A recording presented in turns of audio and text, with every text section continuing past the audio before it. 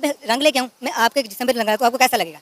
Just आपके सामने example है, आपको कैसा लगेगा? देखिए, अगर तो मेरे फ्रेंड्स मुझे कलर्स लगाएंगे तो डेफिनेटली मुझे बुरा नहीं लगेगा। अगर मेरी फैमिली मुझे लगाएगी तो मुझे बुरा नहीं लगेगा, लेकिन अगर एक अजनबी आके मुझे हाथ लगाएगा या रंग लगाएगा तो डेफिनेटली मैं कंफर्टेबल फील नहीं करूंगी। होली के त्यौहार को बैन करने की जो रीज़न की बताई जा रही है वो ये है कि इससे इस्लामी आइडेंटिटी कहीं पीछे ना रह जाए, इस्लाम की आइडेंटिटी को नुकसान ना पहुंचे, इसलिए इस त्यौहार को बैन कर दिया गया। मेरे मुताबिक ये चीज़ गलत है। ठीक है, इसको बैन होने देना चाहिए था। इसको बैन होने देना चाहिए।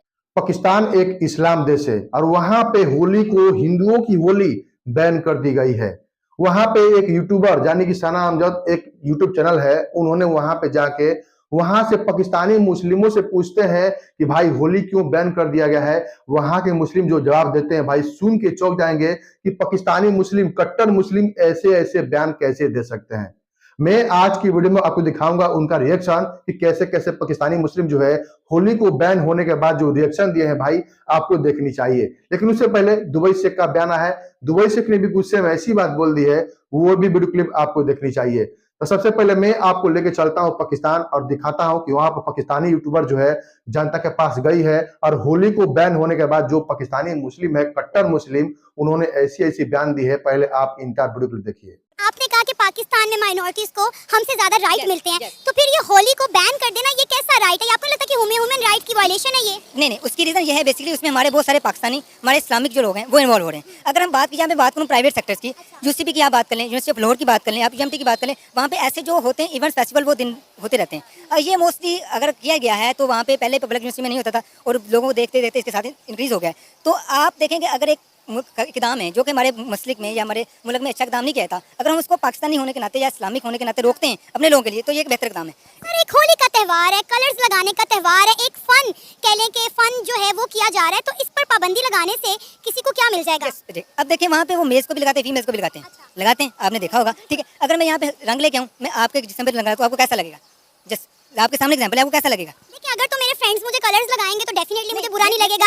अगर मेरी फैमिली मुझे लगाएगी तो मुझे बुरा नहीं लगेगा, लेकिन अगर एक अजनबी आके मुझे हाथ लगाएगा या रंग लगाएगा तो डेफिनेटली मैं कंफर्टेबल फील नहीं करूंगी ना। आपके रिगार्डिंग आपके जो फ्रेंड्स हैं वो आपके साथ कुछ भी कर सकते हैं। मैंने ये नहीं कहा, कैसी बातें कर रहे हैं, मैंने ये नहीं कहा कि मेरे फ्रेंड्स मेरे साथ कुछ भी कर सकते हैं। मैंने कहा रंग लगाना, देखिए रंग लगाने की बात हो रही है ना, आप कहाँ पे कहाँ ले गए? आप रंग लगाने की बात करें तो डेफिनेटली जब आप रंग लगाएंगे तो आपका कोई ना कोई ऐसे जिस्म के हिस्से को टच होगा जो कि हमारे इस्लाम में ममनून है, तो आप देखें, उसको देखें तो वो होगा ना। अब अगर मैं आप अपनी मिसाल दे रहा हूँ, मैं आपका फ्रेंड हूँ तो मैं आपको रंग लगाऊंगा या मतलब होगा जिसमें आपको कैसा लगेगा? मुझे नहीं, आपको कैसा लगेगा? आपको अच्छा नहीं लगेगा ना। जब एक हर काम करने के ना कुछ एथिक्स भी होते हैं, ठीक है? तो अब मैं इसको ज़्यादा तफसील में लेकर नहीं जाना चाह रही, मुझे लग रहा है कि ये हमारी टॉक किसी और तरफ ही जा रही है। अच्छा, मुझे ये बताएं कि कल को अगर इंडिया जो है हमारे किसी त्यौहार पर पाबंदी लगा देता है तो? लगी हुई है। अब देखें, अब ईद उल अज़हा आ रही है, त्यौहार नज़दीक है, तो हमारे गाय की कुर्बानी पे पाबंदी नहीं है, वहाँ पे गाय की कुर्बानी पे पाबंदी है, तो ये हमारे लिए अलमिया नहीं है। हाँ, और बताएं। और मोस्टली जो आपने देखा होगा, आपने हिस्ट्री पढ़ी होगी, हमारी काफ़ी सारी मस्जिदें जो उन्होंने डिस्ट्रॉय की हैं वो, और जब हम मस्जिद में नमाज़ पढ़ने जाते थे, मैंने भी हिस्ट्री पढ़ी है, तो तराने भी जाते थे, तिरंगा निभाते थे, तो ये किस्म की हमारी फ्रीडम नहीं ना है। तो ये आप किस तरह कह सकती हैं? इंडिया में आपको बता दें, अभी सिर्फ बात की जाए तो होली के त्यौहार को बैन करने की जो रीज़न की बताई जा रही है वो ये है कि इससे इस्लामी आइडेंटिटी कहीं पीछे ना रह जाए, इस्लाम की आइडेंटिटी को नुकसान ना पहुंचे, इसलिए इस त्यौहार को बैन कर दिया गया। आपको लगता है कि इस एक त्यौहार से, एक कलर्स के फेस्टिवल से इस्लाम की आइडेंटिटी को कोई नुकसान पहुंच सकता है? एक्चुअली इस्लाम को इन छोटी मोटी चीज़ों में फ़र्क नहीं पड़ता। ठीक है, इस्लाम को किसी चीज़ से फ़र्क नहीं पड़ता। इस्लाम है, मुसलमानों को फ़र्क पड़ सकता है लेकिन इस्लाम को फ़र्क नहीं पड़ता।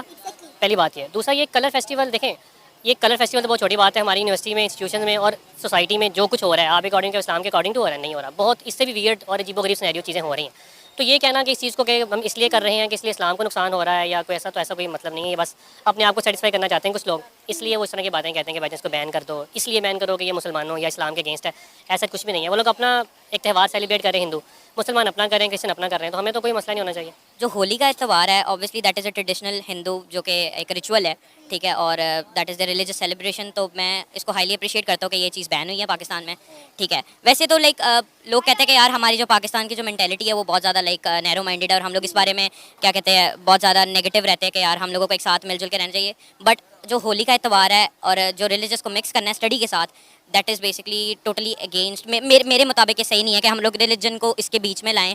वो मुझे मसला नहीं है कि मतलब होली हो रही है, बट एक चीज़ है कि उस चीज़ को हमें सेलिब्रेट, ऑब्वियसली हमारा जो पाकिस्तान का कल्चर है वो टोटली डिफरेंट है। लेकिन हम तो कहते हैं कि पाकिस्तान में रहने वाले माइनॉरिटीज़ को तमाम तर ह्यूमन राइट्स जो हैं हासिल हैं। ये ह्यूमन राइट्स में ही आता है ना कि आप एक त्यौहार को बैन कर रहे हैं।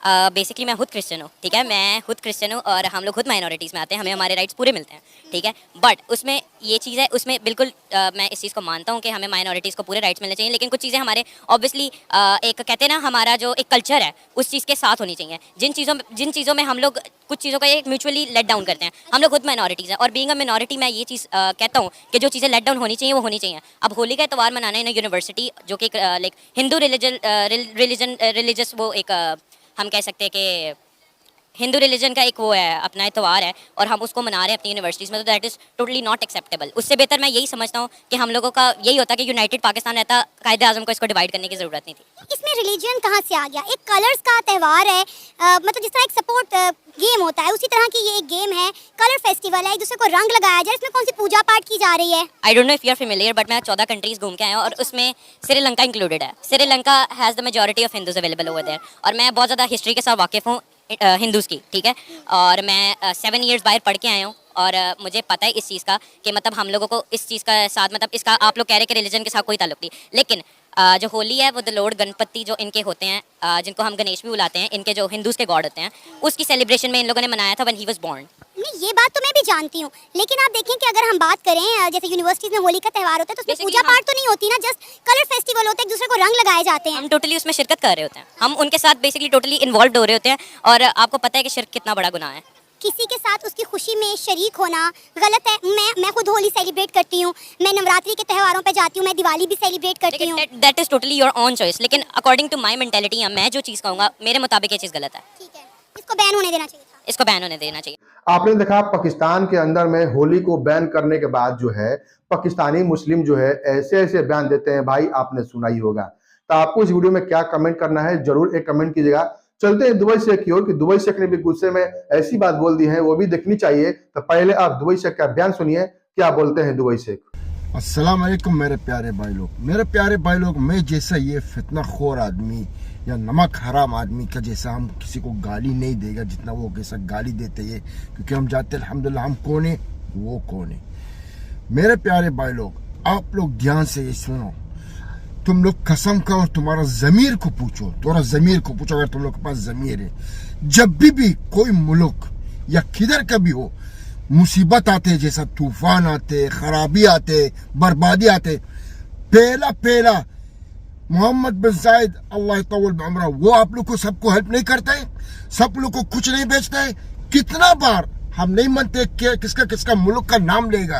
अगर हम झूठ बोलते तुम लोग गूगल में जाओ देखो, एक दिन भी नहीं होता है ये बेचारा शेख सीधा जाता है, तुम लोग को हेल्प करते है, तुम लोग के साथ खड़ा होता है, क्या क्या नहीं करते आप लोग के लिए। और ये आप बंदा भूल गया, ये हमने मालूम है ये मर।